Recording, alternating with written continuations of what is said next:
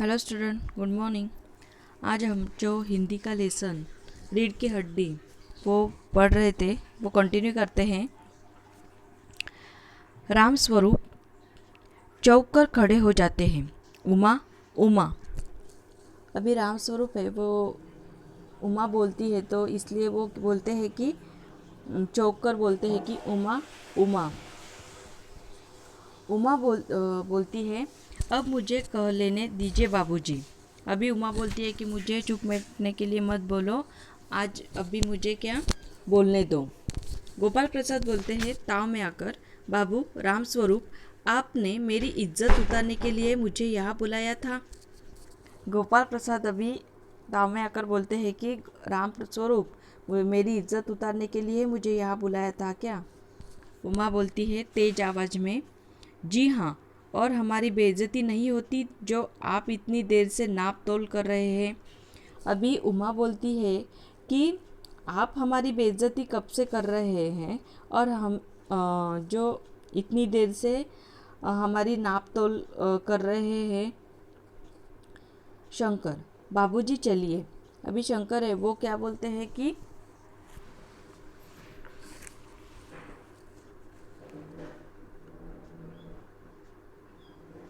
शंकर बोलता है कि चलो इधर से चलो बाबूजी चलिए, ऐसे वो अपने पिताजी से बोलता है।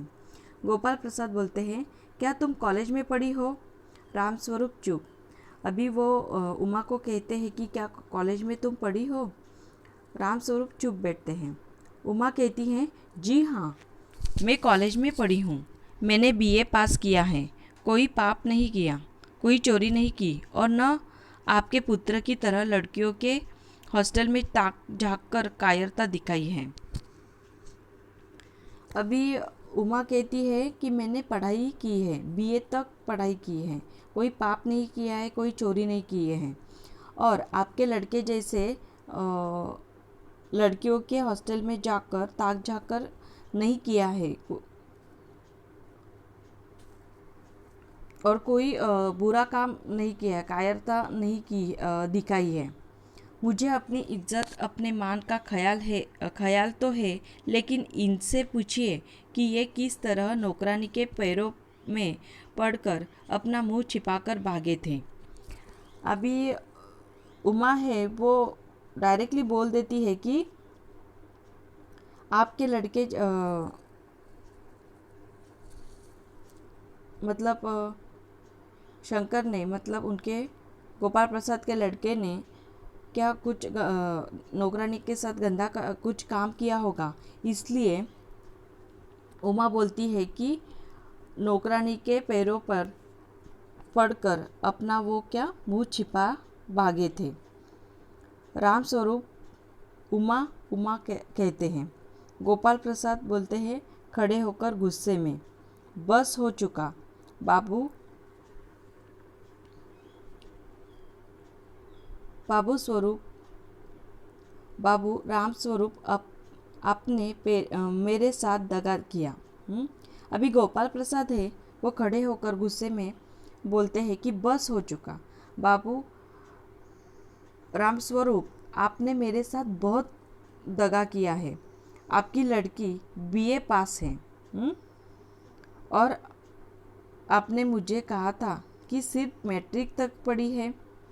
अभी क्या है कि उमा के पिताजी ने क्या कहा था कि उमा सिर्फ 10वीं तक ही पढ़ी है और उमा तो बीए पास होती है, इसलिए गोपाल प्रसाद कहते हैं कि आपने मुझे मेरे साथ दगा किया है। दरवाजे की ओर बढ़ते हैं।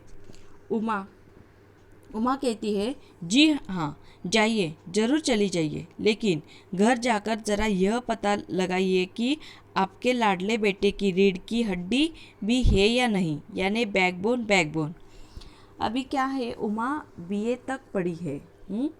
तो वो कहती है कि घर जाकर अपने बेटे की जो पीठ की जो हड्डी रहती है उसे बैकबोन कहते हैं, तो वो है कि नहीं वो एक बार देखिए। गोपाल प्रसाद के चेहरे पर बेबसी का गुस्सा है और उनके लड़के के रुलासापन दोनों बाहर चले जाते हैं। उमा सहसा चुप हो जाती है। क्या है कि इतना सारा हो चुका है तो गोपाल प्रसाद के चेहरे पर बेबी सी का गुस्सा बहुत आता है और उनके लड़के के रुलासापन दोनों क्या फिर बाहर निकल चले जाते हैं। उमा कैसी चुप बैठती है। तो समझ में आया लेसन।